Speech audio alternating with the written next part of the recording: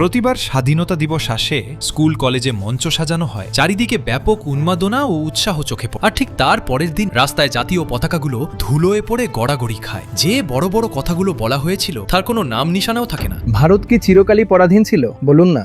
তাহলে এই দাসত্ব এলো কোথা থেকে? প্রশ্ন তো এটাই হওয়া উচিত যে এত দীর্ঘ সময় ধরে বাইরে থেকে একের পর এক লোক এসে আমাদের উপর চেপে বসলো, কবজা করে রাখলো। এটা কি করে সম্ভব হলো? ভেবে দেখুন, ব্রিটেন কত দূরে ছিল। তারা সেখান থেকে পুরো আফ্রিকা ঘুরে ভারতে চলে এলো আর দেশটাকে দখলও করে নিল। মুষ্টিমেয় কিছু লোক অত দূর থেকে আসছে, আর তাদের কাছে এমন কোনো বিশেষ জাদু ছিল না। আপনারা একটু সার্চ করে দেখুন, ইংরেজরা আসার আগের 500 বা 800 বছরে ভারতে মোট কটা বিশ্ববিদ্যালয় তৈরি হয়েছিল? আপনারা দেখতে পাবেন শূন্য, কিছুই না। স্কুল কলেজ কটা বানাচ্ছেন? গবেষণায় কত অনুদান দিচ্ছেন? আর যদি গবেষণাই না করেন তবে প্রযুক্তি কোথা থেকে আসবে? লড়াই কিভাবে লড়বেন? চিকিৎসা বিজ্ঞান কিভাবে এগোবে? ইউরোপীয় শক্তিগুলোর যে প্রযুক্তি ছিল তা ভারতীয় রাজাদের প্রযুক্তির চেয়ে বহুগুণ এগিয়ে ছিল। কেন? ভারতীয়দের কি বুদ্ধি কম? না, বুদ্ধি কম নয়, কিন্তু বুদ্ধির ওপর। আমরা এত কোটি মানুষ থাকা সত্ত্বেও একের পর এক হেরে গেলাম। গীতা পাঠ করা মানুষের সঙ্গে তো এমনটা হতে পারে না। তাহলে বলুন, আজ কি শুধু উৎসব করব, নাকি আরো বেশি সতর্ক হয়ে চোখ মেলে তাকাবো? স্বাধীনতা দিবসকে আত্মসতর্কতার দিন হিসেবে পালন করুন। বিপদ আজও সমানভাবে রয়ে গেছে, আর সেই বিপদের কারণ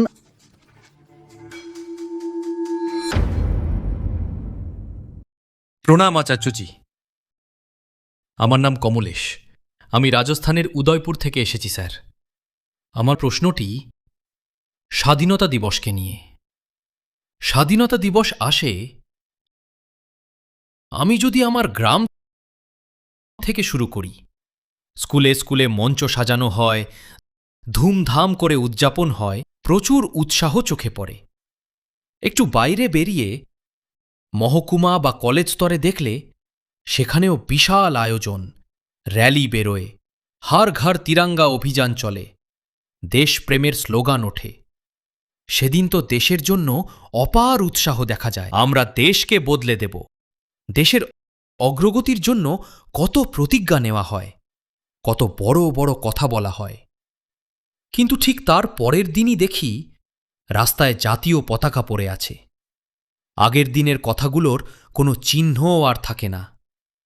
যে মানুষগুলো বড় বড় বুলি আওড়াচ্ছিল তারাই হয় ঘুষ দেওয়া নেওয়ায় লিপ্ত, নয়তো যত্রতত্র নোংরা ছড়াচ্ছে।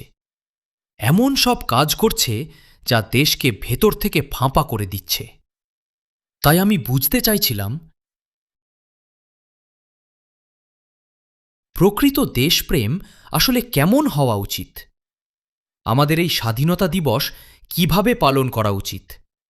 আর সত্যিকারের দেশপ্রেমের আসল অর্থ কি? ভারত হোক বা পৃথিবীর অন্য যে কোনো দেশ, যখন তার প্রতিষ্ঠা হয় তখন ওই দিন সে স্বাধীন থাকে নাকি পরাধীন?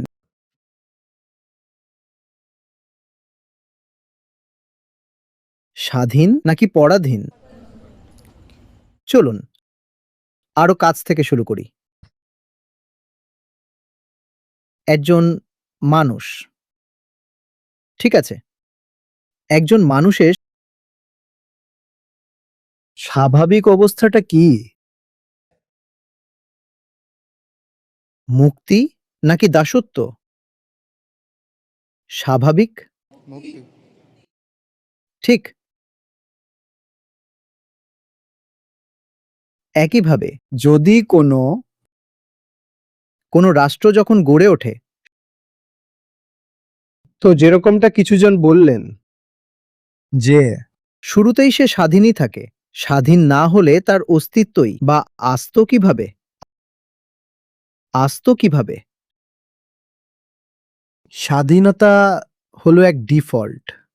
ডিফল্ট মানে বেসিক স্টেট, মানুষের ও প্রকৃতির একবারে মৌলিক ও স্বাভাবিক অবস্থা। তাহলে এই দৃষ্টিকোণ থেকে দেখলে স্বাধীনতা দিবস উদযাপনের ধরনটা একটু অদ্ভুত মনে হয়। দেশ তো স্বাধীন থাকারই কথা। এই অস্তিত্বে মানুষ হোক, নদী হোক, পাহাড় হোক বা পশু পাখি হোক, সবার জন্মই তো স্বাধীনভাবে। সবার যে ডিফল্ট স্টেট হয় সেটা তো স্বাধীনতারই হয়, তাই না? জঙ্গলে পশু থাকে, জঙ্গলে যে পশু থাকে সে সেখানে কেমন থাকে? আকাশে যে পাখি ওড়ে সে সেখানে কেমন থাকে? তারপর আপনি সেই পাখিকে ধরে খাঁচায় বন্দি করলেন, তখন সে পরাধীন হয়, তাই না? পাখি কি জন্ম থেকেই পরাধীন থাকে?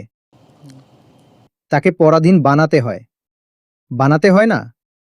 একইভাবে কোনো দেশকেও একসময় কখনো পরাধীনতা মেনে নিতে হয়েছে, নইলে যে কোনো রাষ্ট্রের স্বাভাবিক অবস্থাই হলো স্বাধীনতা। স্বাধীনতার স্বভাবজাত। মানুষের স্বভাব যেমন মুক্তি, তেমনি রাষ্ট্র তো মানুষেরই তৈরি।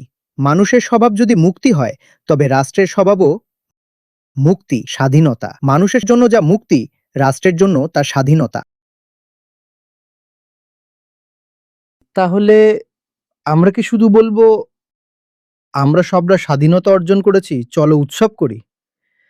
নাকি এটা বেশি জরুরি যে আমরা নিজেদের প্রশ্ন করি, এই দুর্ভাগ্যটা ঘটল কিভাবে যে আমরা পরাধীন হয়ে গেলাম? বলুন না। কারণ সত্যি বলতে স্বাধীনতাই তো প্রাকৃতিক নিয়ম। সৃষ্টির সবকিছুই স্বাধীনভাবে জন্ম নেয়, কেউ কারো গোলাম হয়ে জন্মায় না। তাহলে প্রশ্ন তো এটাই হওয়া উচিত, জন্মসূত্রে যখন সবকিছুই স্বাধীন, তখন পরবর্তীকালে এই দাসত্ব নামের জিনিসটা এলো কোথা থেকে? সেটাই সবচেয়ে সৎ এবং প্রয়োজনীয় প্রশ্ন। এই দাসত্ব কোথা থেকে এলো? ভারত কি চিরকালই পরাধীন ছিল? বলুন না। ভারত কি চিরকাল গোলাম ছিল? তবে এই দাসত্ব এলো কিভাবে? স্বাধীনতা তো স্বাভাবিক, সহজাত, প্রাকৃতিক। প্রশ্ন হওয়া উচিত, এই দাসত্ব নামের উপসর্গটা কোথা থেকে এলো? আর কি আশ্চর্য, কি অদ্ভুত ব্যাপার! এটা ১০, ২০, ৫০ বা ১০০ বছরের কথা নয়। যদি ইতিহাস দেখেন, তবে প্রায় ১,০০০ বছর ধরে, শুরু থেকে শেষ পর্যন্ত, কখনো দেশের একটা অংশ, আবার কখনো পুরো দেশটাই অন্যদের দখলে থেকেছে। এটা হলো কিভাবে? আমরা তো চিরকাল গোলাম ছিলাম না, ছিলাম কি? তাহলে এত দীর্ঘ সময় ধরে বাইরের লোকেরা এসে আমাদের উপর ছড়ি ঘোরালো, কবজা করে বসে রইল, এটা কিভাবে সম্ভব হলো? অত্যন্ত অদ্ভুত আর অবিশ্বাস্য এক ঘটনা, যা ঘটার কথাই ছিল না। এটা ঘটল কিভাবে? আর যখন আমরা বলি যে বাইরে থেকে লোকেরা এসে ভারতবর্ষের ওপর চেপে বসল, কবজা করল, পরাধীন বানালো, সেখানেও কিন্তু কোনো এক আধটা দল আসেনি। পরাধীনতার সময়কাল যেমন সুদীর্ঘ, ঠিক তেমনি যারা যারা এসে দখল করেছে তাদের তালিকাটাও বিশাল লম্বা। সত্যি বলতে, যারই আসার ক্ষমতা ছিল সেই এসেছে, যেই আসতে পারত সেই এসেছে, একের পর এক আসতেই থেকেছে, আসতেই থেকেছে। শুধু তারাই আসেনি যাদের কোনো উপায় ছিল না, যাদের এখানে আসার মতো কোনো উপায় ছিল না, এছাড়া বাকি সবাই এসেছে। আপনারা একটু গুণে দেখুন, ইউরোপের কোন বড় শক্তি ছিল যারা ভারতে আসেনি আর কবজা করতে পারেনি? আমাদের শুধু ব্রিটিশদের কথা মনে থাকে, কিন্তু আপনারা পর্তুগিজদের দেখুন, ফরাসিদের দেখুন, ডাচদের দেখুন, এরা কি আসেনি? এরা কি দখল করেনি? বলুন। সুদূর ইউরোপ থেকে জাহাজে ভেসে ভেসে আসছে, আর যত ইউরোপিয়ান ছিল সবাই একের পর এক আসছে এবং সফল হয়ে যাচ্ছে। এই কাণ্ডটা ঘটল কিভাবে? তারপর আপনি এশিয়ার দিকে আসুন, কাছের দিক থেকে শুরু করুন। আফগানরা এলো, ইরানিরা এলো, তুর্কিরা এলো, আরবরা এলো। হ্যাঁ, সবাই এলো আর এসে অধিকার কায়েম করে বসলো। এটা কিভাবে? কিভাবে? তারপর মধ্য এশিয়ার দিকে তাকালে সেখান থেকেও একে একে শক হুনরা এলো। যদিও তারা ভারতে আসার পর ভারতীয় সংস্কৃতির সঙ্গেই মিশে গিয়েছিল, কিন্তু তারাও এসেছিল তো বাইরে থেকেই, আর তারাও এখানে সফলভাবে লড়াই জিতে নিজেদের সাম্রাজ্য কায়েম করে গেল। এটা কিভাবে বারবার ঘটতে থাকলো? কোনো গভীর কারণ তো ছিল। আর যখন ইংরেজরা ভারতের উপর চেপে বসেছিল, সেই সময় আবার জাপানিরাও তোড়জোড় করছিল। দেখো কাণ্ড, যেন ব্রিটিশরা একাই যথেষ্ট ছিল না, তাদের মাঝেই জাপানিরা ধেয়ে আসছিল। আপনারা কি জানেন যে জাপানিরা চেন্নাইয়ের ওপর পর্যন্ত বোমা ফেলেছিল? আপনারা হয়তো শোনেননি। অদ্ভুত বিষয়, জাপানিরা চেন্নাই পর্যন্ত পৌঁছে গিয়েছিল। হ্যাঁ, দ্বিতীয় বিশ্বযুদ্ধের সময় কিছুদিনের জন্য তারা চেন্নাইয়েও বিমান হামলা চালিয়েছিল। আন্দামান নিকোবরের ইতিহাস তো আমরা জানি, মালয়ের ঘটনা জানি,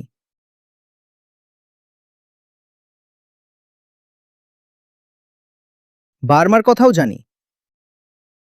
তখন বার্মা ছিল ব্রিটিশ সাম্রাজ্যেরই অংশ, ভারতের প্রবেশদ্বার। জাপানিরা সেখানেও চেপে বসল। কিভাবে? ওদিকে হিটলার যুদ্ধের পর কি পরিকল্পনা সাজিয়ে বসেছিল? আপনারা কি ভেবেছিলেন যে হিটলার ইংরেজদের হারিয়ে ভারতকে স্বাধীন করে দেবে? তারা ভেবে রেখেছিল যুদ্ধ জিতলে এই সুবিশাল ভারতীয় উপমহাদেশকে ভাগাভাগি করে নেওয়া হবে। কিছু অংশ থাকবে জাপানিদের অধীনে, আর বাকিটা জার্মানদের অধীনে। দেখো কাণ্ড, জার্মানরা ভাবল আমরাই বা পিছিয়ে থাকব কেন? তারাও ভারতের ওপর নজর দিয়ে রেখেছিল। সেটা তো তাদের ভাগ্য খারাপ যে তারা দ্বিতীয় বিশ্বযুদ্ধে হেরে গেল। জাপানিরা তো প্রায় চলেই এসেছিল, তারাও যুদ্ধে হেরে যাওয়ায় আর এগোতে পারেনি। কিছু তো একটা খামতি ছিল, কোনো একটা বড় কারণ তো ছিল, যার কারণে যেই এলো সেই জিতলো আর শাসন করলো। এটা ভাবলে বড় কষ্ট হয়, ভেতরে গভীর আঘাত লাগে। আপনাদের কি এটা শুনে খারাপ লাগছে না? আমার তো অসম্ভব খারাপ লাগছে। এই ইতিহাস কি আমাদের কাছে কেবলই কতগুলো তথ্য? এই চরম সত্যটা কি আমাদের বুক চিরে দেয় না? আমি জিজ্ঞেস করছি, আমাদের খারাপ লাগছে না কেন? কি ঘটেছিল? কিভাবে বারবার এমনটা হতে পারল? এমনকি স্বাধীনতার পরেও চীন এলো আর আমাদের জমি দখল করে চলে গেল। ঘটেই চলল। কোনো একটা বড় কারণ তো রয়েছে, তাই না? আমি চাই যে স্বাধীনতা দিবসকে আমরা আত্মপর্যালোচনার দিন হিসেবে পালন করি, আর নিজেদের প্রশ্ন করি, স্বাধীনতা তো পেয়েছি ঠিক আছে, কিন্তু আগে এটা বলুন যে পরাধীনতাটা এলো কিভাবে? সেটা অনেক বেশি জরুরি প্রশ্ন। স্বাধীনতার লাড্ডু তো নিশ্চয়ই খাবো, কিন্তু একটু অপেক্ষা করুক। আগে আমি এটা বুঝতে চাই, এত বিশাল একটা দেশ, এত শত বছর ধরে এত বিভিন্ন শক্তির পদানত হয়ে রইল কিভাবে? আসল ব্যাপারটা কি ছিল? কারণগুলো কি ছিল? আমি সেই কারণগুলো জানতে চাই। কারণ সেই কারণগুলো যদি আপনারা না জানেন, তবে কিভাবে নিশ্চিত হচ্ছেন যে সেই পুরনো কারণগুলো আজও আমাদের মধ্যে নেই? বলুন। যে কারণগুলো 1000 বছর ধরে টিকে ছিল, রাজনৈতিক স্বাধীনতা পাওয়ার এইমাত্র 75 থেকে 80 বছরে, 47 থেকে এখনো তো 100 বছরও যে যায়নি। যায়নি তো না? যে দুর্বলতাগুলো হাজার বছর ধরে আমাদের গোলাম বানিয়ে রাখলো, যে দুর্বলতাগুলো হাজার বছর ধরে আমাদের গোলাম বানিয়ে রাখলো, আপনার কি সত্যিই মনে হয় যে গত 80 বছরে সেগুলো হাওয়া হয়ে গেছে? না, সেগুলো আজও আমাদের ভেতরে টিকে আছে। আর সেগুলো যদি আজও থাকে, তবে ভারতের ওপর কত বড় বিপদ ঝুলছে ভেবে দেখেছেন? আমরা সেই বিপদটা দেখতেই পাচ্ছি না। আমরা একদম উট পাখির মতো বালির মধ্যে মুখ গুজে উৎসব করতে ব্যস্ত যে ব্যাস স্বাধীনতা এসে গেছে। হ্যাঁ, স্বাধীনতা এসেছে, খুব ভালো কথা। আমরাও নাচতে চাই, আনন্দ করতে চাই, উল্লসিত হতে চাই। কিন্তু আমার মাথার ওপর যে খাড়া ঝুলছে, সেটাকে না দেখার অভিনয় আমি কিভাবে করব? আমি সেই ঝুলন্ত খাড়াটা স্পষ্ট দেখতে পাচ্ছি। কোনো ঘটনা একবার বা দুবার ঘটলে আপনি বলতে পারেন সেটা কাকতালীয়, কিন্তু কোনো ঘটনা যদি টানা 1000 বছর ধরে ঘটতে থাকে, কাকতালীয় হতে পারে নাকি কোনো কাঠামোগত দুর্বলতা আছে? বলুন। এটা একটা স্ট্রাকচারাল দুর্বলতা। এর পেছনে গভীর কোনো কাঠামোগত কারণ লুকিয়ে রয়েছে। এক দুজন লোক এসে যদি যুদ্ধে হারিয়ে শোষণ করে চলে যেত, তবে আপনি বলতে পারতেন সেটা নিছক দুর্ঘটনা। মাঝে মাঝে কেউ আসে, কখনো হার হয়, কখনো জিত হয়, এমনটা চলতেই থাকে। কিন্তু এক দুজন নয়, বিভিন্ন প্রান্তের, বিভিন্ন জাতের ডজন ডজন বিভিন্ন শক্তি এলো এবং একটানা আমাদের শোষণ করে গেল। এটা কোনো আকস্মিক ঘটনা হতে পারে না। কিন্তু আমরা নিজেদের সান্ত্বনা দিতে চাই, এটা এমনিই হয়ে গিয়েছিল, ভাগ্য খারাপ ছিল। এমনি এমনি হয়ে যায়নি। আমার ভয়টা এখানেই যে কারণটা হাজার বছর ধরে চলেছিল, সেটা গত ৮০ বছরে উবে যায়নি। সেই কারণ আজও আমাদের মধ্যে একইভাবে উপস্থিত রয়েছে। আমাদের নিজেদের প্রশ্ন করতে হবে, সেই কারণটা ঠিক কি যা ভারতকে এতটা দুর্দিনের মুখোমুখি হতে বাধ্য করেছিল? সেটা কি কোনো রাজনৈতিক কারণ ছিল? না, কোনো রাজনৈতিক কারণ এত শত বছর ধরে টিকে থাকতে পারে না। সেটা কি কোনো আকস্মিক কারণ ছিল? আমরা আগেই দেখেছি, না। সেটা এমন এক কারণ যা প্রজন্ম থেকে প্রজন্মে মানুষ বদলালেও একই থেকে গেছে। সেই কারণটা কেমন? সেই কারণটা হলো সাংস্কৃতিক। এমন কিছু জিনিস দুর্ভাগ্যবশত ভারতের বাতাসে মিশে গিয়ে সংস্কৃতির রূপ নিয়ে বসে আছে, যা আমরা চিনতেও পারছি না আর আলাদা করতেও পারছি না। ভেতর থেকে এমন কিছু একটা আমাদের ক্রমাগত দুর্বল করে চলেছে। চরম পবিত্র মনে করে আঁকড়ে ধরে রেখেছি, সেটাকে ভেতর থেকে উপড়ে ফেলতে পারছি না। আমি একে বলি লোক ধর্ম। এটাই হলো ভারতের পরাধীনতার মূল কারণ। আর এটা যতদিন থাকবে, ততদিন ভারতকে দুর্বল করেই রাখবে। আর যে দুর্বল, তাকে শোষণ করতে যে কেউ এসে ঝাঁপিয়ে পড়বে। দুনিয়াতে স্বার্থবাজ লোকেদের খামতি নেই, দুর্বল কাউকে দেখতেই তারা ঝাঁপিয়ে পড়ে।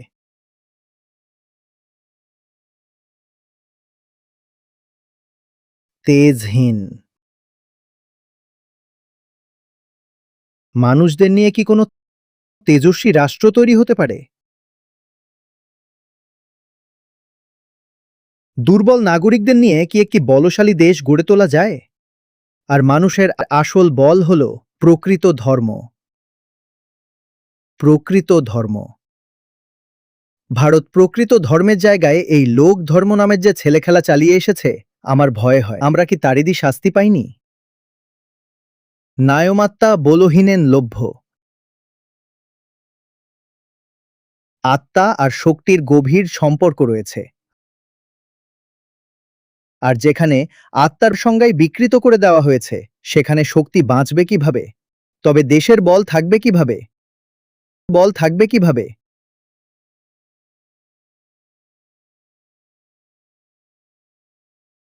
যেখানে আত্মার সংজ্ঞায় বিকৃত করে দেওয়া হয়েছে, সেখানে মানুষের ভেতর শক্তি বাঁচবে কিভাবে? মানুষের শক্তি শেষ হতেই দেশ পরাধীন হয়ে গেল। মানুষের বল আসে প্রকৃত ধর্ম থেকে। প্রকৃত ধর্ম হারিয়ে গেল, তো মানুষের শক্তি শেষ হলো। মানুষের শক্তি শেষ হতেই দেশ পরাধীন হয়ে গেল। আমি বারবার জিজ্ঞাসা করি, আজও করছি, আমরা মুখে বলি আমরা আমরা আমাদের মহামানবদের পূজা করি, তাদের নিজেদের আদর্শ রোল মডেল মানি। আদর্শ মানার অর্থ তো এটাই যে তারা যেভাবে বেঁচেছিলেন আমরাও সেভাবে বাঁচব, তারা যা বলেছিলেন আমরা তা বুঝব। এটাই হয়তো আদর্শের অর্থ। তাহলে শ্রীকৃষ্ণ যদি আমাদের আদর্শ হন, তবে গীতা আমাদের জীবনে নামলো না কেন? আর গীতার বাণী তো দেওয়া হয়েছিল রণক্ষেত্রে। আমরা যদি শ্রীকৃষ্ণকে সত্যি এক বিন্দুও সম্মান করতাম, কাপুরুষের মতো নতি স্বীকার করলাম কিভাবে? গীতা তো বলে যুদ্ধস্য, লড়াই করো। গীতা বলে, হার জিতের পরোয়া করো না, না সিংহাসনের না সাম্রাজ্যের লোভ রাখো। যা সত্যের পথ সেই পথে এগিয়ে যাও, নিষ্কাম হয়ে সেই কাজ করো। পরিণামের ভয় পেও না। যদি লড়াইটাই ধর্ম হয়, তবে লড়াইটা লড়লাম না কেন, মাথা নত করলাম কেন? আমরা মুখে শুধু বলে গেলাম আমরা ধার্মিক দেশ। আমরা ধার্মিক দেশ নই, আমরা লোক ধার্মিক দেশ। কেউ একজন ব্রিটিশ সাম্রাজ্যের প্রসঙ্গে বলেছিলেন, ভারতের যত মানুষ তারা সবাই মিলে যদি এক জায়গায় থুতুও ফেলত, তবে আগ্রাসনকারীরা সেই জলেই ডুবে মরত। আমরা এত কোটি মানুষ থাকা সত্ত্বেও একের পর এক কেন হারলাম? গীতা ছাত্রদের সাথে তো এমনটা হতে পারে না, শ্রীকৃষ্ণের প্রকৃত ভক্তদের সাথে তো এমনটা ঘটতে পারে না। আর কৃষ্ণপ্রেমী হওয়ার দাবি তো আমরা রোজ করি।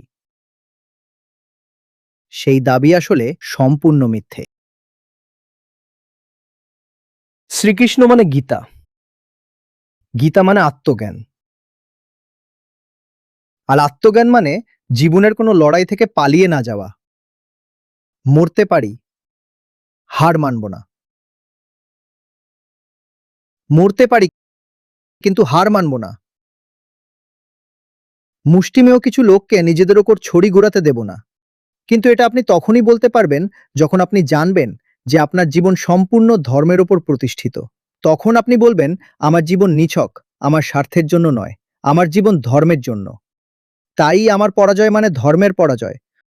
সুতরাং কোনো মতেই হার মানা চলবে না। কিন্তু আমরা খুব সহজেই পরাজয় মেনে নিয়েছি, কারণ অবচেতনে আমরা জানতাম যে আমাদের জীবনে ধর্মের কোনো অস্তিত্বই ছিল না। তাই খুব সহজে আমরা মাথা নত করে দিলাম। ভেবে দেখুন, ব্রিটেন কত দূরে ছিল। আর যখন তারা এসেছিল তখন কিন্তু স্টিম ইঞ্জিনও আবিষ্কার হয়নি। তারা শুধু পালতোলা জাহাজে বাতাসের ভরসায় পুরো আফ্রিকা মহাদেশ ঘুরে ভারতে পৌঁছালে এবং গোটা দেশ কবজা করে নিল। ভেবে দেখুন, আমাদের ভেতরে কত বড় দুর্বলতা ছিল যে আমাদের এই চরম দুর্দিন দেখতে হলো। মুষ্টিমেয় কিছু মানুষ এত দূর থেকে এলো, আর তাদের কাছে বাড়তি কোনো জাদুদণ্ড ছিল না।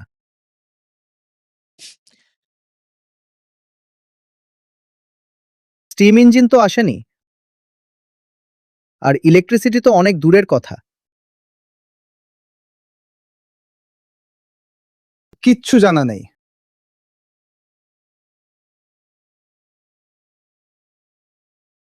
আমাদের খুব ভালো লাগে এই মিথ্যে সান্ত্বনা দিতে যে ইংরেজেরা তো খুব ধূর্ত ছিল, আমরা ছিলাম অতি সহজ সরল। ওরা আমাদের মধ্যে বিভেদ তৈরি করে শাসন করে গেল।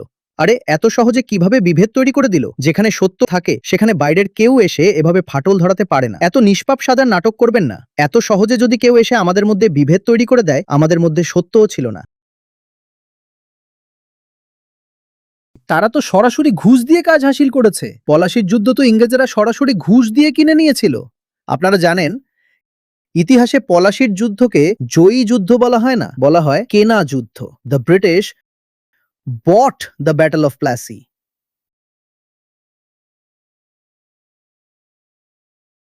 যে সামান্য ঘুষের জন্য নিজের ঈমান বিক্রি করে দেয়, তার জীবনে ধর্মের বিন্দুমাত্র স্থান ছিল কি?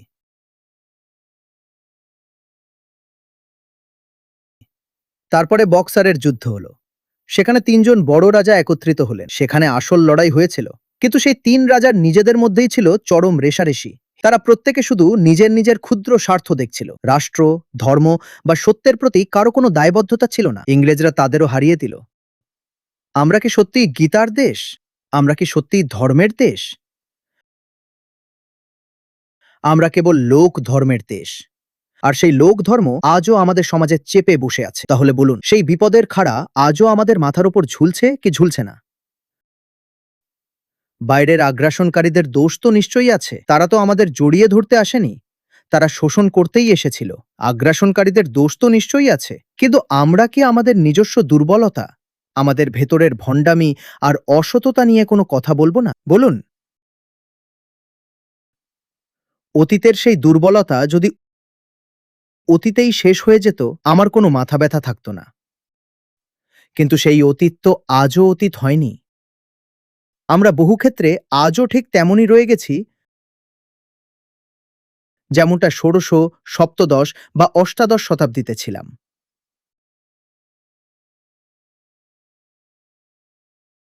বরং আজ আমাদের আরও পিছিয়ে দ্বাদশ শতাব্দীতে ঠেলে দেওয়ার চেষ্টা চলছে। বলুন, আজ আমি চোখ বুজে উৎসব করব, নাকি আরও বেশি সতর্ক হয়ে চারদিকে নজর রাখব? বলুন। স্বাধীনতা দিবসকে আত্মসতর্কতার দিন হিসেবে পালন করুন। বিপদ আজও সমানভাবে রয়ে গেছে, আর সেই বিপদের কারণ কিন্তু আন্তরিক। আমাদেরই ভেতরে, আমাদেরই হৃদয়ে, আমাদেরই বাতাসে, আমাদেরই সংস্কৃতিতে আজও ধর্মের সেই বিকৃত রূপটি ঘুরে বেড়াচ্ছে, যা অতীতেও আমাদের চরম দুর্দশার কারণ হয়েছিল। আমি আগেও আপনাদের সঙ্গে আলোচনা করেছিলাম, ইউরোপীয়রা যে জাহাজে করে এখানে এলো, তাদের কাছে জ্যোতির্বিজ্ঞান না থাকলে তারা ভারতে পৌঁছতেই পারত না। আপনারা কি দ্রাঘিমাংশ সমস্যা বা লঞ্জিটিউড প্রবলেমের কথা শুনেছেন?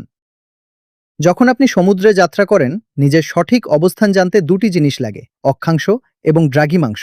অক্ষাংশ তো খুব সহজেই মাপা যায়, কিন্তু সমুদ্রের বুকে দ্রাঘিমাংশ নির্ণয় করা ছিল কঠিন। দ্রাঘিমাংশ নির্ণয় করা ছিল অত্যন্ত কঠিন। দ্রাঘিমাংশ জানা যায় না,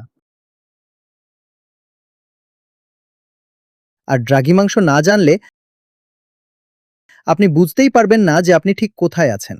লন্ডনের গ্রিনিচ ল্যাবরেটরিতে গেলে আপনারা দেখতে পাবেন, এই দ্রাঘিমাংশ সঠিকভাবে মাপার যন্ত্র আবিষ্কার করতে গিয়ে তারা কত যুগান্তকারী গবেষণা করেছিল, আর কত মানুষের প্রাণ গিয়েছিল। অবশেষে তারা এমন ঘড়ি ও যন্ত্র আবিষ্কার করল, যা উত্তাল সমুদ্রেও সঠিক দ্রাঘিমাংশ নির্দেশ করতে পারত। আর সেই প্রযুক্তির জোরেই তারা সারা পৃথিবী ঘুরে ভারতে পৌঁছালো। আর যখন তারা বিজ্ঞানের চরম শিখরে পৌঁছাচ্ছিল, তখন ভারত কি করছিল? ভারত তখন জ্যোতিষ চর্চা আর কুষ্ঠি মেলাতে ব্যস্ত ছিল। যখন তারা অ্যাস্ট্রোনমিতে দ্রুত এগোচ্ছিল, তখন ভারতীয় সমাজ শুভ মুহূর্ত, তিথি আর ঘণ্টা ঘড়িয়াল বাজানোতেই মগ্ন ছিল। আর আজও কি কিছু বদলেছে? আজও বাজারে হাজার হাজার কোটি টাকার অ্যাস্ট্রোলজি অ্যাপের রমরমা ব্যবসা চলছে। ভারত যদি সেদিন কুসংস্কারের বদলে বিজ্ঞানে মন দিত, তবে এই দেশকে পরাধীন হতে হতো না। আজকের এই তথাকথিত আধুনিক জেনজি মোবাইলে কুষ্ঠির অ্যাপ নিয়ে বসে আছে। দুনিয়া এগোচ্ছে বিজ্ঞানে, আর আমরা এগোচ্ছি রাশিফলে। যাদের জীবনে সত্যি গীতা বা ধর্ম থাকে, তারা কি এমন ক্ষুদ্র স্বার্থে মেতে থাকতে পারে? আমাদের ইতিহাস দেখুন, ছোট ছোট রাজা, ছোট ছোট রাজ্য, তারা নিজেরাই গিয়ে ইংরেজদের পায়ে ধরত।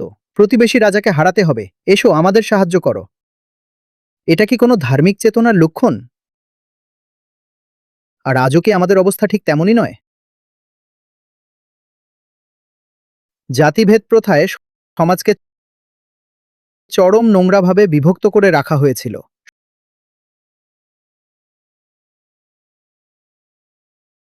সমাজের মাত্র ৫% মানুষ যুদ্ধে যাবে, আর বাকিরা, কেউ সাফাই করবে, কেউ বাসন মাজবে, কেউ চুল কাটবে, কেউ চাষ করবে।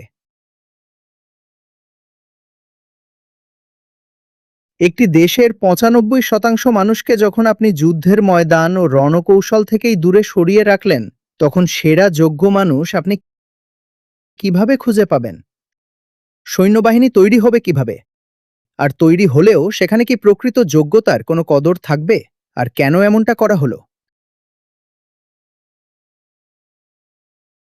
কারণ আমরা দাবি করব, আমাদের গ্রন্থে লেখা আছে যে ভগবানই নাকি এই জাতপাত তৈরি করেছেন। আমরা যদি প্রকৃত ধার্মিক হতাম, তবে যে কোনো বইকে ধর্মগ্রন্থ বলার আগে প্রশ্ন করতাম, এই কথা কি শ্রুতির মূল দর্শনের সঙ্গে মেলে? আমরা পুরাণগুলোকে প্রশ্ন করতাম, তোমাদের কথা কি উপনিষদের মূল দর্শনের সাথে মেলে?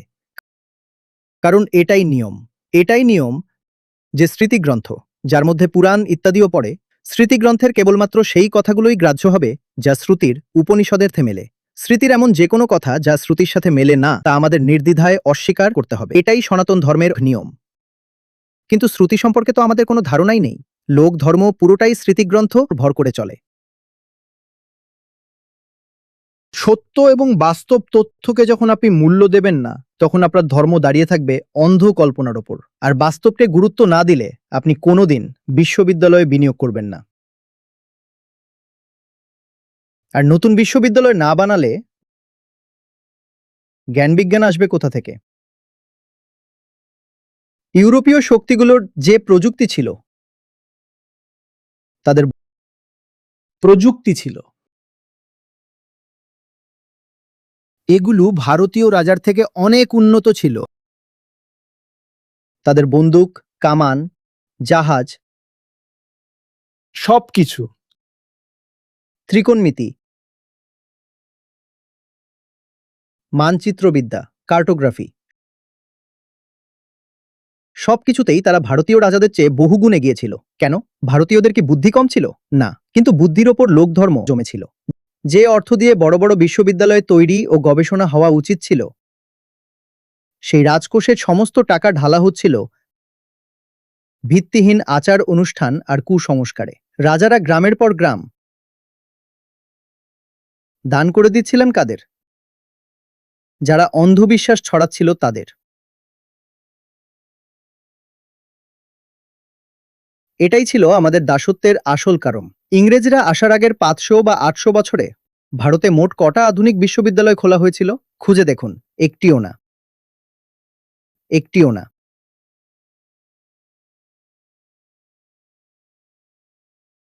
যে দেশে জ্ঞানের কদর নেই, সেখানে দাসত্ব ছাড়া আর কি আসবে?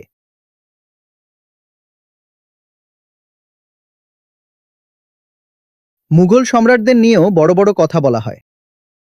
তারা নাকি অমুক স্মৃতিসৌধ বানিয়েছে, তাজমহল বানিয়েছে। কিন্তু প্রশ্ন করুন, তারা কটা আধুনিক বিশ্ববিদ্যালয় তৈরি করেছিল? জনগণের রক্ত ঘামের টাকায় মিনার আর স্মৃতিস্তম্ভ তো বানিয়ে দিলেন, কিন্তু স্কুল কলেজ কটা বানালেন? গবেষণায় কত অনুদান দিলেন? আর গবেষণা না করলে নতুন প্রযুক্তি কোথা থেকে আসবে? আধুনিক যুদ্ধ কিভাবে লড়বেন? চিকিৎসা বিজ্ঞান কিভাবে উন্নত হবে? ওই সময়টা ছিল রেনেসার পর ব্রিটেনের বিজ্ঞান যখন উল্কার গতিতে এগোচ্ছিল, তখন ভারতে কোনো রেনেসা ঘটেইনি। আর রেনেসার মূল কথাই ছিল চিন্তার স্বাধীনতা। ভারত তো একসময় এর চেয়েও বড় কথা বলেছিল, অস্তিত্বগত মুক্তি। কিন্তু সেই উপনিষদ ও বেদান্তের অমূল্য দর্শনকে আমরা মাটির নিচে চাপা দিয়ে দিয়েছি। আমরা বললাম, আমাদের শ্রুতি পড়ার কোনো দরকার নেই, আমাদের উপনিষদ চাই না, আমাদের বেদান্ত চাই না। তাহলে আমাদের তো স্বাধীনতারও কোনো প্রয়োজন নেই।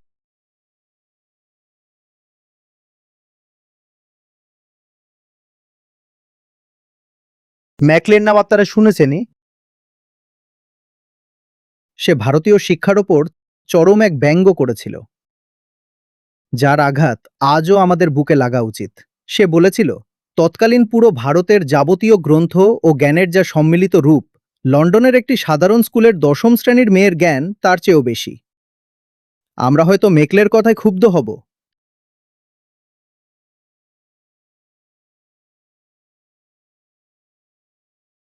কিন্তু আমরা কি অস্বীকার করতে পারব?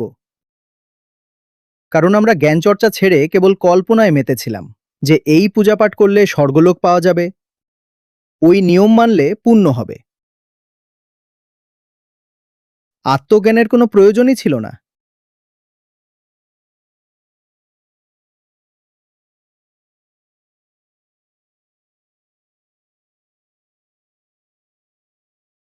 প্রকৃত ধর্ম মানে হলো পরম মুক্তি আর স্বাধীনতা। আর এই তথাকথিত লোক ধর্ম মানে হলো সবার ওপর শোষণ চালানো, সে নারী হোক, দলিত হোক, পশু পাখি হোক, এমনকি নিজেরই ভেতরের শুভ চেতনার দমন হোক।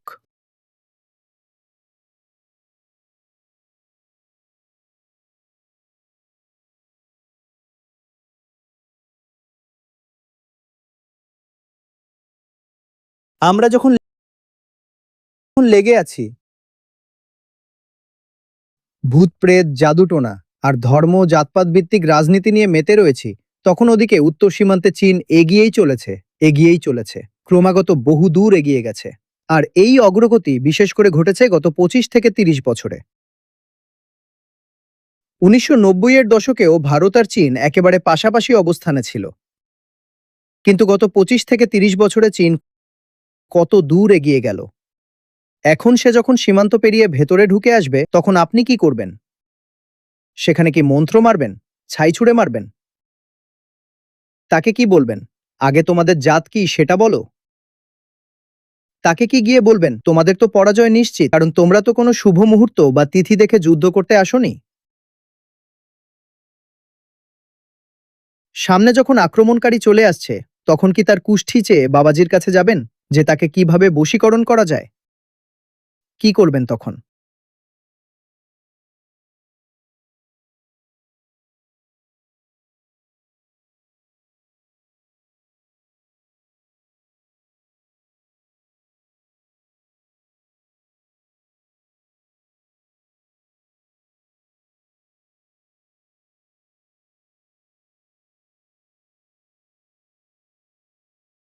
আমরা আজও চরম বিপদের মধ্যে দাঁড়িয়ে আছি। সামলান নিজেদের, সচেতন হন।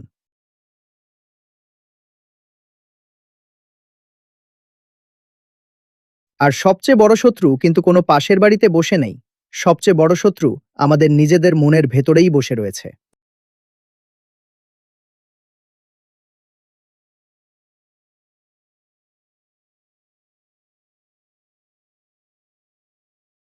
আরেকটা কথা বলি, ভবিষ্যতে আপনাকে পরাধীন বা দাস বানানোর জন্য কারো আর আপনার জমি দখল করার কোনো প্রয়োজন পড়বে না। এই ধারণাটা এখন সেকেলে হয়ে গেছে। কারো জমি দখল করছো, তার আর দরকার নেই। জমি আপনার কাছেই থাকুক।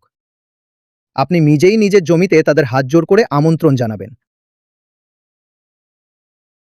তুমি নিজে আমাদের দাস হয়ে আমাদের দেশে যাবে। আপনি নিজেই তাদের দাস হয়ে তাদের দেশে যাবেন এবং তাদের সেবা করবেন। আগে দাস ব্যবসার জন্য।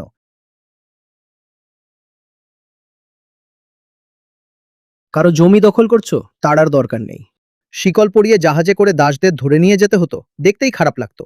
আর এখন আপনি নিজেই সানন্দে তাদের দূতাবাসে গিয়ে লাইনে দাঁড়িয়ে ভিসা জোগাড় করছেন, আর গিয়ে মাথা ঝুঁকিয়ে হাজির হচ্ছেন, হুজুর দাস হাজির, বলুন কি সেবা করতে পারি। তারা বলে, ব্যাস, এবার আমাদের দেশে গিয়ে ট্যাক্সি চালাও। যখন আপনি গ্লোবাল নর্থ আর গ্লোবাল সাউথের তুলনা করবেন, মাথাপিছু আয়ের দিক থেকে গ্লোবাল নর্থ বহুগুণ বেশি ধনী, কিন্তু সম্পদ পাচার বা শোষণ আজও গ্লোবাল সাউথ থেকেই গ্লোবাল নর্থের দিকে হচ্ছে, কোনো প্রত্যক্ষ রাজনৈতিক দখলদারি ছাড়াই স্বতঃস্ফূর্তভাবে হয়ে চলেছে।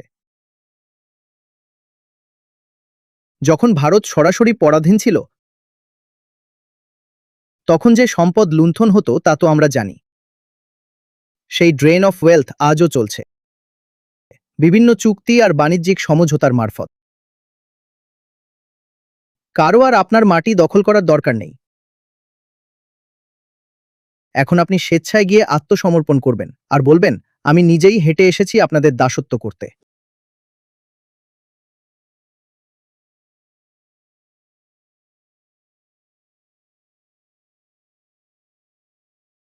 ভারতের মাথাপিছু যত কার্বন ডাই অক্সাইড নির্গমন হচ্ছে, তার এক বিরাট অংশ হলো সেই দূষণ যা বিদেশিরা তাদের নিজেদের দেশে না করে ভারতে আউটসোর্স করে রেখেছে। এটাই হলো নতুন ধরনের দাসত্ব। উদাহরণ হিসেবে দেখুন, ইউরোপের শিল্প উৎপাদনের নিজস্ব নির্গমন দেখলে একটা পরিসংখ্যান পাওয়া যায়, কিন্তু যখন আপনি তাদের সামগ্রিক কার্বন ফুটপ্রিন্ট খতিয়ে দেখবেন, যেখানে দূষণটা তারা অন্য দেশে করালো আর সেই উৎপাদিত পণ্য নিজের দেশে আনিয়ে আয়েসে ভোগ করলো, তখন সেই দূষণের মাত্রা এক ধাক্কায় 20 থেকে 30% বেড়ে যায়। বুঝতে পারছেন না? যত নোংরা কাজ তা করবে অন্য গরিব দেশ, ফলে যাবতীয় দূষণ ও ভোগান্তি পোহাবে অন্য দেশের মানুষ, আর পণ্য তৈরি হয়ে গেলে পরিষ্কার পরিচ্ছন্ন চকচকে জিনিসটা ভোগ করবে তারা। এটাই হলো আধুনিক যুগের দাসত্ব।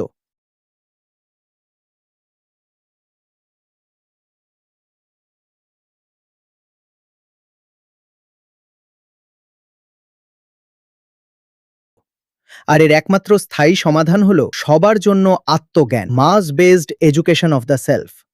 যতক্ষণ না একজন ব্যক্তি নিজে জাগ্রত হচ্ছে, ততক্ষণ রাষ্ট্র কিভাবে জাগ্রত হবে? প্রতিটি মানুষকে ভেতর থেকে না জাগিয়ে আমরা কিভাবে বলতে পারি যে এটা একটা জাগ্রত দেশ?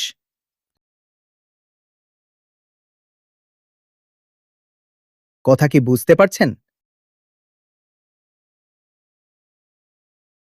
নিজেদের সমস্ত সাধারণ ও নিচু স্তরের কাজ তারা এখন অর্পণ করে দিয়েছে কালো আর বাদামি মানুষদের হাতে। আর নিজেরা কি করছে? হাই এন্ড ভ্যালু অ্যাডেড কাজ, উচ্চমানের বৈজ্ঞানিক গবেষণা, যার মাধ্যমে নতুন প্রযুক্তি আর নতুন জ্ঞানের উদ্ভাবন হচ্ছে। আর আপনি কি করবেন? আপনি কেবল হাড়ভাঙা শ্রম দেবেন আর নিচু স্তরের কাজগুলো করবেন, যাতে তাদের সময় বেঁচে যায় আরও উন্নত কাজ করার জন্য। এটাই হলো আধুনিক পরাধীনতা।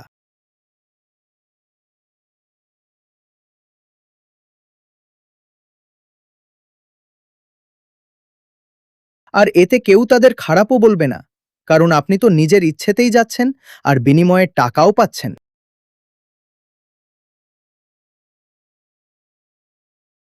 কি নেই ভারতের কাছে? ক্রুড অয়েল আর কিছু বিরল খনিজ, বাদ দিলে সবকিছুই রয়েছে। তা সত্ত্বেও আজও গুরুত্বপূর্ণ প্রযুক্তির জন্য আমাদের অন্য দেশের মুখের দিকে তাকিয়ে থাকতে হয় কেন, বলুন না?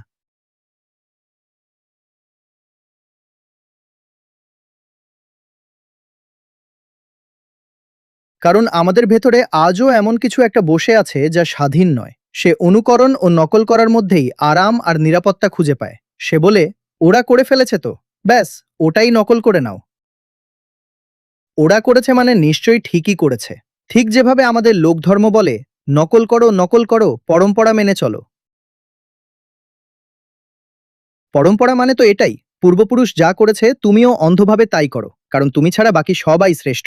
ব্যাস, অন্য কেউ যা করেছে তাকে ঠিক ধরে নিয়ে অন্ধ অনুকরণ করো। এটাই আমাদের জাতীয় অভ্যাসে পরিণত হয়েছে।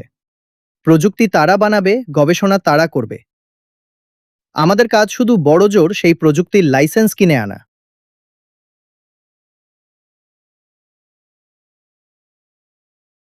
প্রতিরক্ষার ক্ষেত্রে সবচেয়ে গুরুত্বপূর্ণ যে মূল প্রযুক্তিগুলো, তার প্রায় সবই আজও আমাদের বিদেশ থেকে আমদানি করতে হয়।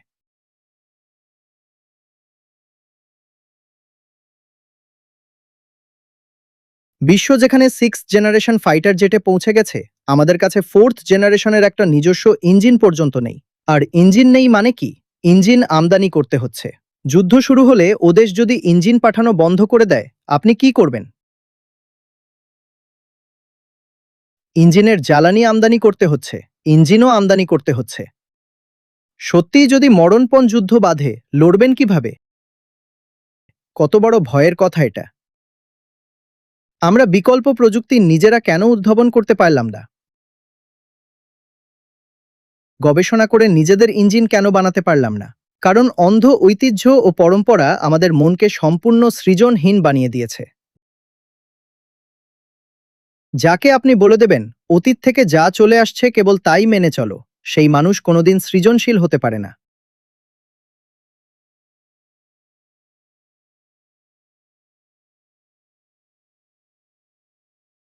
এআই আমাদের কাছে একটা বিরাট সুযোগ হিসেবে এসেছিল।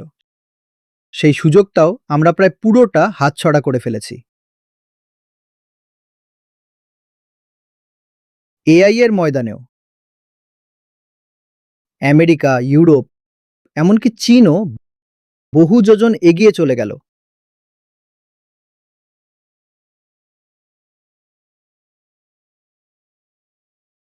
আর এর পেছনের কারণ সেই একটাই, লোক ধর্ম। সে আপনাকে কোনো ঝুঁকি নিতে দেবে না, রিস্ক টেকার হতে দেবে না। সে বলবে, ঝুঁকি নিও না, নিরাপদে থাকো। ঠিক যেমন আমাদের মায়েরা বলে, খোকা বাইরে কোথাও যাস নে, বিপদ হবে। আমেরিকার মায়েরা কিভাবে সন্তান 15 বছর পেরুতেই তাকে ছেড়ে দেয় যে, যাও নিজের রোজগার নিজে করো। তাদের কি ডিএনএ আলাদা? ওরাও হোমোসেপিয়েন্স, আমরাও তাই। কিন্তু আমাদের সমাজে শেখানো হয়, না না না, সবাই যেমনটা করেছে তুমিও তেমনটাই করো, আর এসে মায়ের আঁচলের তলায় লুকিয়ে থাকো।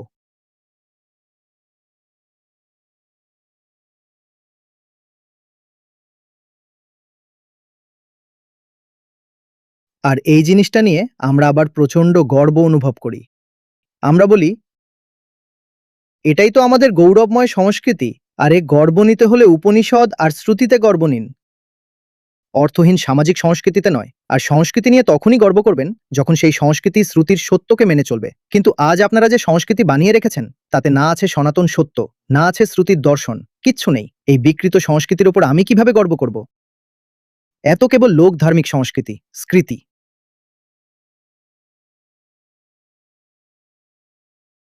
আমরা তো কৃষিকাজ করি, তাই না? স্বাধীনতার পরেও কৃষিক্ষেত্রে যত বৈপ্লবিক উদ্ভাবন হয়েছে তা সবই করেছে অন্য দেশগুলো। ইসরায়েল পেয়েছিল সম্পূর্ণ রুক্ষ ও অনুর্বর জমি, কিন্তু তারা চাষের নিত্য নতুন বৈজ্ঞানিক পদ্ধতি বের করে কামাল করে দিল। ভারতও কিছু কাজ করেছে, উষা ইনস্টিটিউট আছে, নতুন বীজ বের করেছে। কিন্তু আজও আপনারা শোনেন Japanese method of rice cultivation. যত যুগান্তকারী ব্রেক থ্রু তা অন্য কোথাও ঘটছে। আমাদের এখানে বড়জোর সামান্য কিছু পরিবর্তন হয়, বড় কোনো উদ্ভাবন হতে পারে না, কারণ নতুন কোনো বিপ্লব ঘটানোর মতো মানসিক সাহস আমাদের নেই। আমরা অত্যন্ত ভীতু এক জাতি। আমাদের পদে পদে ভয় পাইয়ে দেওয়া হয়েছে, এমনটা করো না, অভিশাপ লাগবে, ওমনটা করো না, সংস্কার ভেঙে যাবে, সমাজ রেগে যাবে।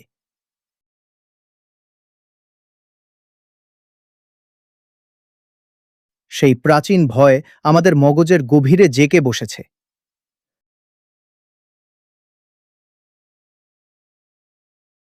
আমরা কৃষিতেও সৃজনশীল হতে পারলাম না, অথচ বলি ভারত কৃষি প্রধান দেশ। কৃষি প্রধান দেশ হলে কৃষিতেই তো বড় কোনো বিপ্লব ঘটিয়ে দেখাতে পারতেন।